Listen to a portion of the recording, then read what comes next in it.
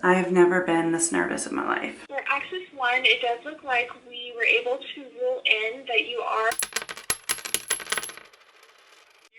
Yes, ma'am. I received a call yesterday that you guys have my evaluation results and I need to schedule my feedback appointment. Okay, let's take a look here. Can I get your name first? Stephanie. A few moments later. So they called me yesterday while I was in Liam's IEP evaluation meeting to let me know that they have my results. I have my feedback appointment on Wednesday, which is next week. So it's a little bit ways away and it's a little bit nerve-wracking, kind of like knowing that they have my results, but like I don't know them. It's fine. It's fine. So we'll see you guys on Wednesday. Alright guys, so it is about an hour before my appointment. My appointment is telehealth, so I'll be able to record it like I said. I'm really nervous. I wish honestly they would have just called me and said, hey, we have your results, let's go over them now.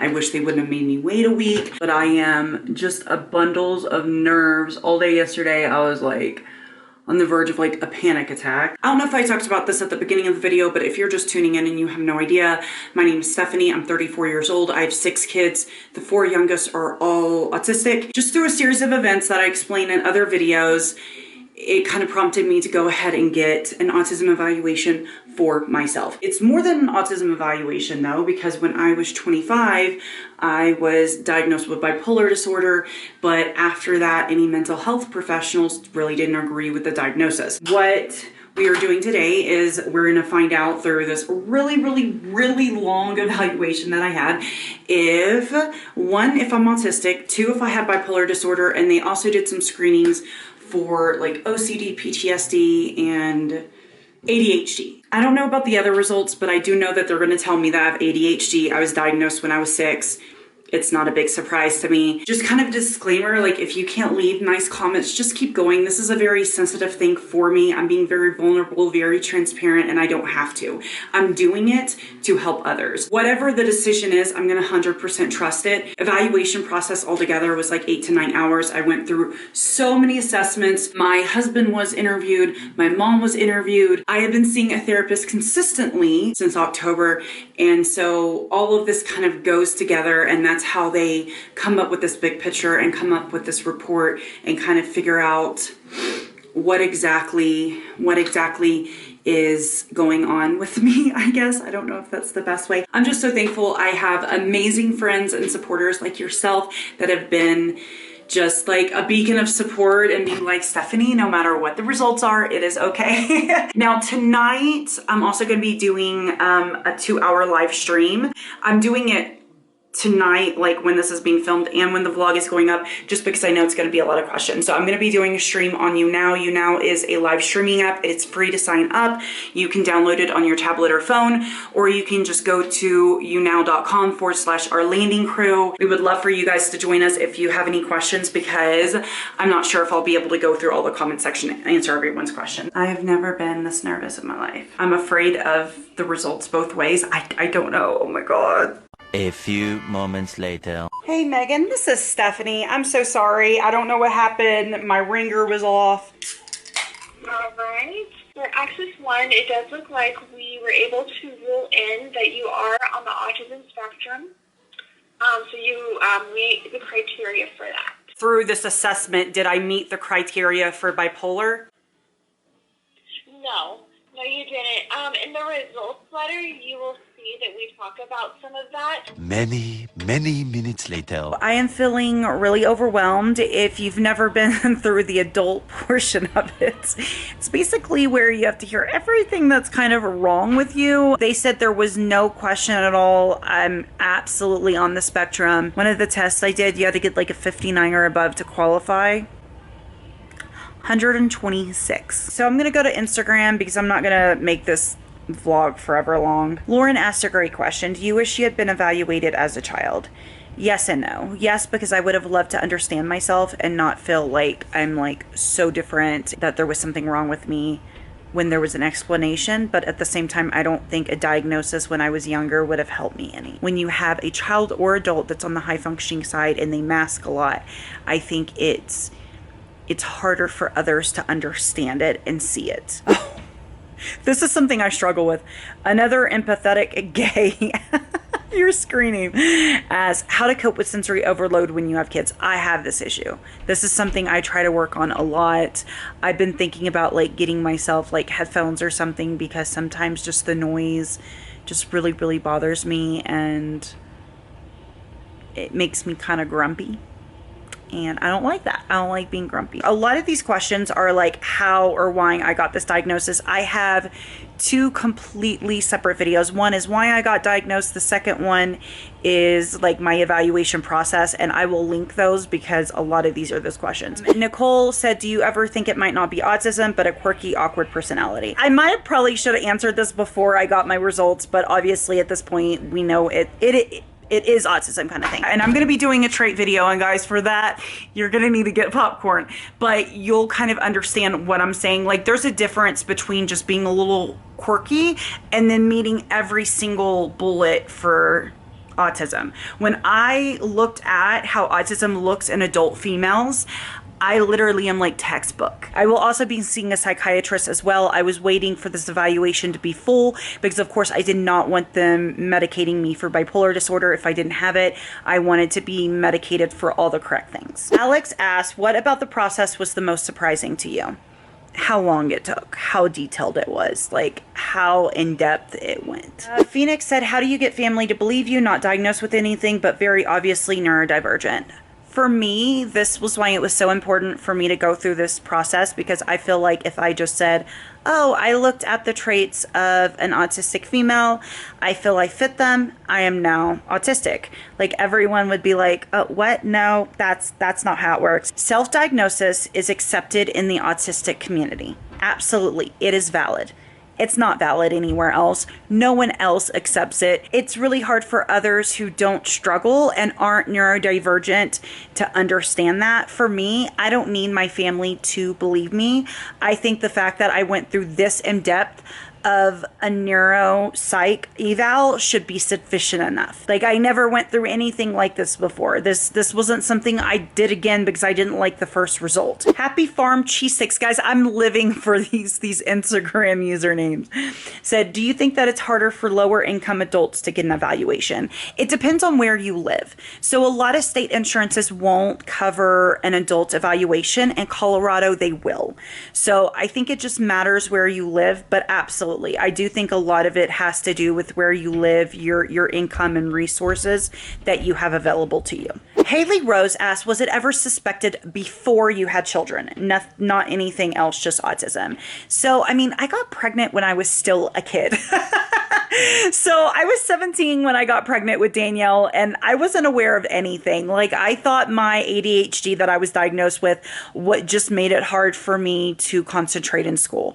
I didn't realize that anything else could go on. In the video where I talk about why I decided to get diagnosed and my journey kind of getting there, I really didn't suspect it because I didn't understand autism. I didn't understand how it could present in adults and things like that. Because when you've grown up doing these things, you think everyone does it. Lauren said, did you go to a GP first or straight to the psychologist, psychiatrist? So I went straight to the clinic. I called them. They didn't need a referral because I was considered self-referred.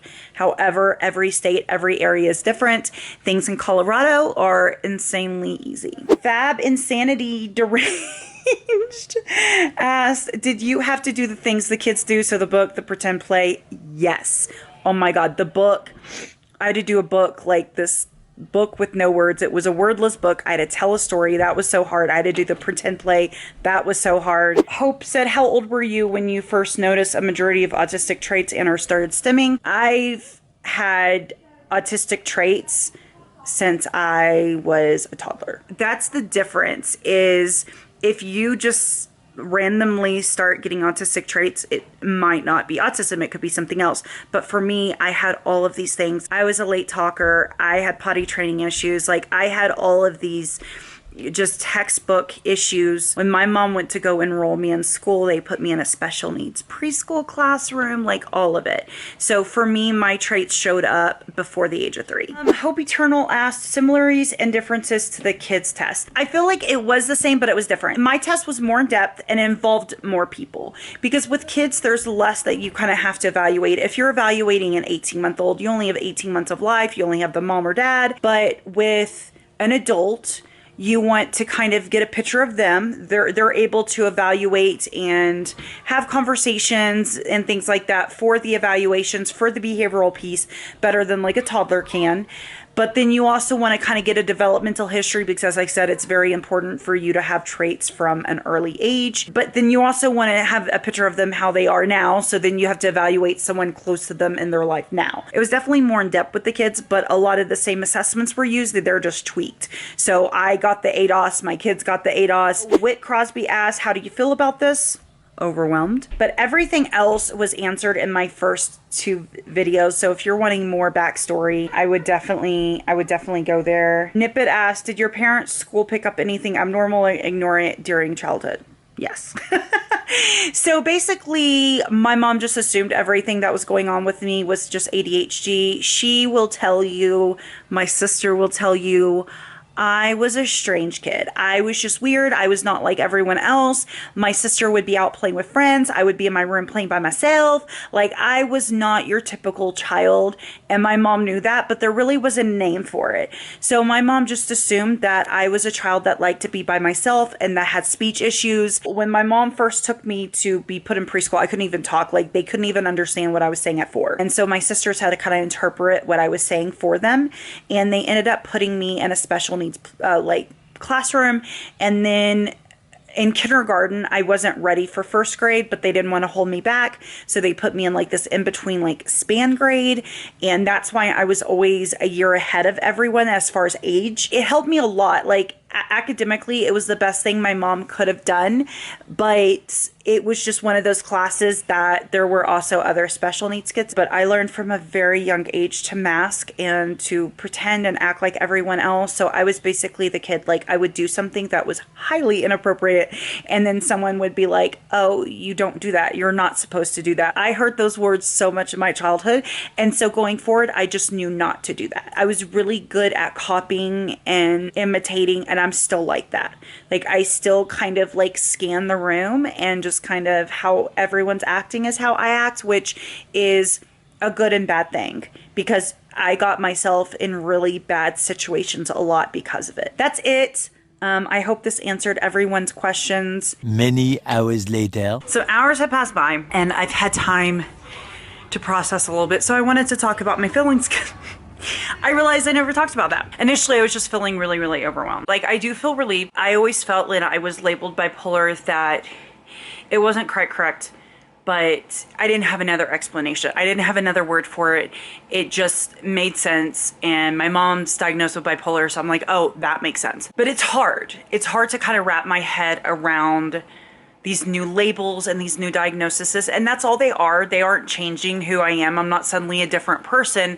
It's just explaining things that's been going on in my life my entire life. Since I was 6, all I've known that is I have ADHD. Since I was 25, all I've known is that I have bipolar disorder. Even if some other doctors doubted it, I really didn't. So to now be like, they were all wrong, Stephanie, it makes me feel a million types of way. I'm just the type of person, like, when I find out news, like when the kids first got diagnosed, like the emotions never hit me until later. I don't know, like, I have the shell and it takes time for that shell to break and for me to feel what I guess I'm supposed to be feeling. But for me, I feel really, really, really relieved to go your entire life with knowing that you're different, knowing you're not like everyone else, knowing that not everyone struggles like you do, and for there to be a reason, not just like, oh, I suck, I'm lazy, blah, blah, blah.